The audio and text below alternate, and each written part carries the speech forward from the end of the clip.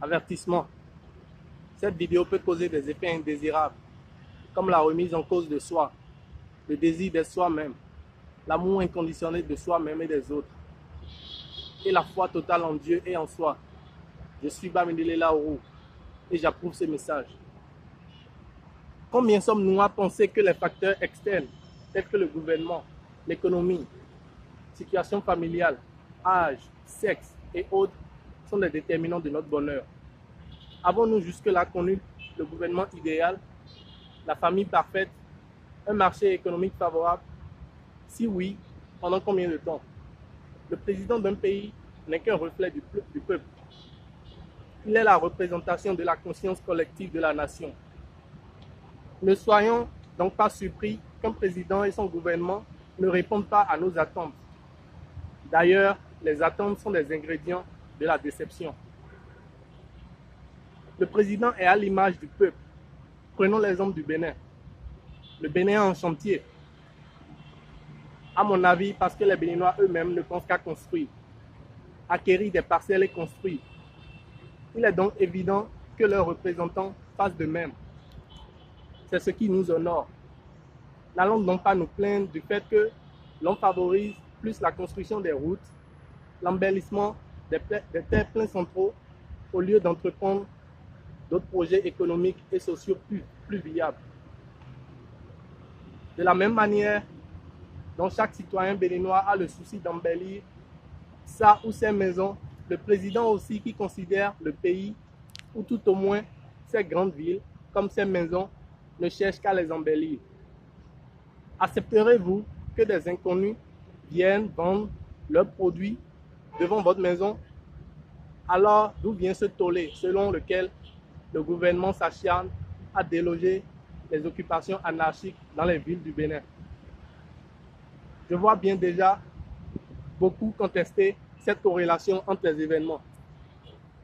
Il n'y a aucun rapport, s'exclame-t-il certainement.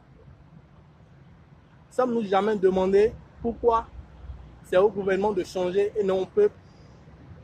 Si nous voulons que les choses autour de nous changent, nous devons tout d'abord accepter de changer. Un changement de conscience, une transformation interne. Sommes-nous inclinés à donner à nos prochains sans les juger? Mais pourquoi espérer que le gouvernement nous donne sans retenue? Comment traitons-nous nos employés, nos enfants, nos parents, nos amis? Le traitement du gouvernement à notre égard n'est que le prolongement du nôtre envers autrui. Sommes-nous prêts à tout au moins remettre en cause nos croyances, nos manières d'agir et autres? Sinon, pourquoi espérer le contraire du gouvernement?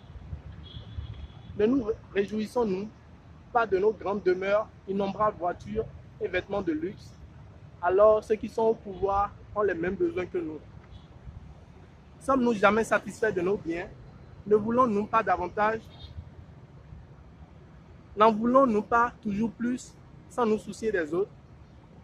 Avons-nous déjà une idée de ce que les membres du gouvernement aussi feraient dans leur position de force? Bien vu, les gens au pouvoir font exactement comme nous. Le monde est parfait tel qu'il est. Donne ce que tu espères recevoir. Notre réalité n'est que le prolongement de nos pensées. Toutes nos actions, désarroi et souffrances ne sont que les fruits de notre manque de sincérité. Sincérité envers nous-mêmes et envers les autres. Reprenons notre pouvoir en main.